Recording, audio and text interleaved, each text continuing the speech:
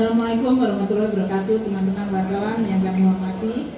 Alhamdulillah hari ini kita telah bersama-sama DPR menyelesaikan pembahasan salah satu undang-undang yang sangat penting, yaitu undang-undang mengenai hubungan keuangan pemerintah pusat dan daerah. Dalam hal ini kami ingin menyampaikan terima kasih kepada pimpinan Komisi 11, Pak Dito dan seluruh jajaran pimpinan, Pak Fatan sebagai Ketua Panja, dan telah menyelesaikan undang-undang ini secara baik dengan tetap mengikuti suatu proses peraturan perundang-undangan dan proses pembentukan undang-undang secara benar dan baik.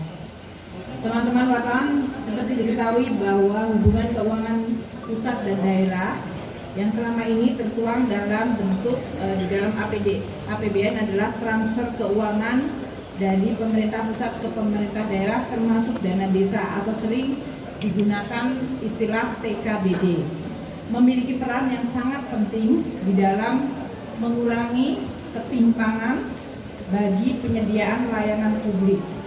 Ketimpangan horizontal yaitu antar daerah. Jangan ada daerah yang sangat baik memberikan pelayanan publik, terutama pelayanan dasar pendidikan, kesehatan, dan pelayanan lainnya. Kemudian ada daerah yang masih sangat jauh tertinggal. Juga ketimpangan yang sifatnya vertikal. Oleh karena itu, di dalam RUU HKPD ini kita mencoba mengadres isu-isu tersebut. Selama pelaksanaan desentralisasi fiskal, transfer keuangan dan dana desa yang diberikan ke pemerintah pusat kepada daerah telah meningkat. Contohnya pada tahun 2013 TKDD itu 528 triliun rupiah, dan tahun 2021 ini meningkat menjadi 795 triliun rupiah, kenaikan yang sangat besar, namun belum termanfaatkan secara optimal, baik pada sisi dana alokasi umum yang didominasi hanya untuk belanja pegawai hingga 64,8%, dan dana alokasi khusus yang seharusnya merupakan supporting bahkan menjadi sumber dominan bagi belanja modal di daerah. Juga kita melihat masih minimalnya peranan pendapatan asli daerah, yaitu sekitar 24,7%. Belanja daerah yang belum fokus dan tidak efisien. Kita lihat saat ini di daerah ada 29.623 jenis program dan 263.135 jenis kegiatan yang didanai oleh APBD. Makanya terjadi kegiatan yang sangat kecil-kecil, yang dampaknya sangat minimal atau bahkan tidak dirasakan. Atau kalau istilah Bapak Presiden, uangnya diecer-ecer. Pemanfaatan pembiayaan di daerah juga belum terjadi atau masih terbatas. Dan sinergi APBN serta APBD, apalagi seperti dalam situasi COVID seperti ini, bagaimana menghadapi suatu tantangan bersama, sering belum berjalan optimal. Inilah yang menjadi latar belakang kenapa pemerintah dan DPR sepakat untuk melakukan perubahan undang-undang hubungan keuangan pusat dan daerah. Tujuannya adalah memperkuat kualitas desentralisasi fiskal. Ada 4 pilar yang tadi disampaikan oleh Pak Fatan dan juga oleh saya. Satu adalah mengembangkan hubungan keuangan pusat dan daerah dengan meminimalkan ketimpangan baik yang vertikal maupun horizontal. Kalau vertikal itu ketimpangan antara pusat, provinsi, dan kabupaten kota. Kalau horizontal berarti antar pemerintah daerah pada level yang sama. Dan kita berusaha untuk menciptakan TKDD yang berorientasi pada kinerja. HKPD, pilar yang kedua adalah mengembangkan sistem pajak daerah untuk mendukung alokasi sumber daya yang efisien. Ketiga, pilar dari HKPD adalah kualitas belanja.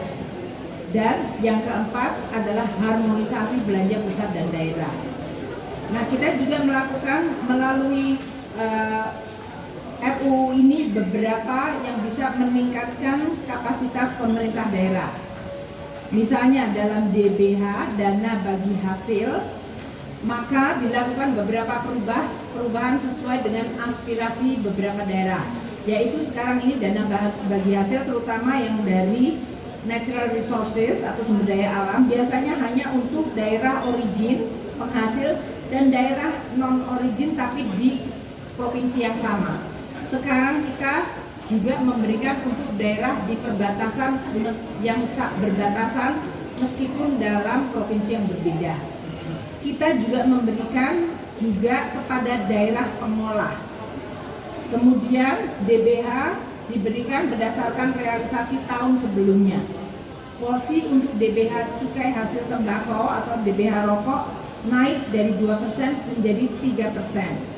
Dan juga kita meningkatkan DBH untuk PBB dari 90% sekarang 100% semuanya untuk daerah. Opsi untuk DBH yang lain juga dibuka dalam undang-undang ini, seperti yaitu DBH berbasis pada perkebunan kelapa sawit. Kita juga mengalokasikan DBH sekarang dikaitkan dengan kinerjanya. Dengan berbagai perubahan DBH ini, daerah akan mendapatkan tambahan alokasi DBH sebesar 2,74% atau 2,97 triliun rupiah, sehingga naik dari 108,2 triliun menjadi 111,17 triliun untuk tahun 2021. Kemudian untuk DAU, fokusnya adalah agar pemerintah daerah melayani masyarakat dengan pelayanan dasar yang sama kualitasnya dimanapun rakyat kita berada. Ini adalah tujuannya untuk menciptakan pemerataan horizontal. Maka dalam hal ini kita akan meminta kepada daerah untuk melakukan penghitungan kebutuhan yang lebih presisi dari sisi unit cost untuk pelayanan. Di dalam DAU juga tidak one size fits all, tadi disebutkan tidak sama di semua daerah. Namun kita memperhatikan jumlah penduduknya, kondisi daerahnya, dan juga karakteristik khusus daerah tersebut serta track record kinerja daerah tersebut. DAU juga akan diirmak untuk pemberdayaan masyarakat kelurahan. Kalau selama ini dana desa sudah ada, maka yang di kota, kabupaten, yang ke kelurahan juga akan diberikan. Dan kita menerapkan apa yang disebut hold harmless atau transisi selama 5 tahun. Kinerja daerah akan menjadi sangat penting di dalam pengelolaan DAU ini. Untuk pajak dan retribusi daerah, tadi telah disampaikan oleh Pak Fatan juga adanya penurunan jumlah jenis pajak dan retribusi, namun bukan untuk menurunkan pendapatan daerah, tapi justru meningkatkan.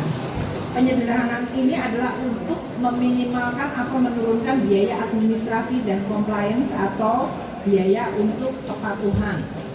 Untuk retribusi, kita juga mengusulkan atau dalam hal ini sudah disetujui adanya retribusi baru yang berbasis pada perkebunan kelapa sawit, yaitu retribusi pengendalian perkebunan kelapa sawit. Ini merupakan sumber yang akan diatur dalam peraturan pemerintah bagi daerah-daerah yang selama ini merupakan pusat dari perkebunan kelapa sawit.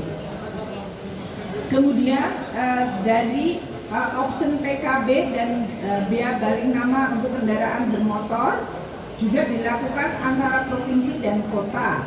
Tujuannya adalah untuk menambah pendapatan di daerah kabupaten kota tanpa menambah beban bagi wajib pajak. Kemudian juga kita melihat dengan adanya retribusi dan pajak daerah yang sudah dilakukan perubahan dalam undang-undang ini, daerah akan mendapatkan tambahan PDRD-nya, pajak daerah dan retribusi daerahnya, tingkat kabupaten kota akan meningkat sangat tinggi, yaitu dari 61,2 triliun menjadi 91,2 triliun atau naik 50%. Untuk kualitas belanja, kami akan bersama-sama DPR telah sepakat untuk melakukan pengaturan belanja pegawai dan belanja infrastruktur. Pegawai 30%, infrastruktur 40% dengan transisi selama 5 tahun. Untuk penguatan kualitas SDM, maka akan dilakukan peningkatan kualitas dari aspek pengawasan, termasuk dalam hal ini pengawasan intern pemerintah daerah dengan melibatkan BPKP. selanjutnya untuk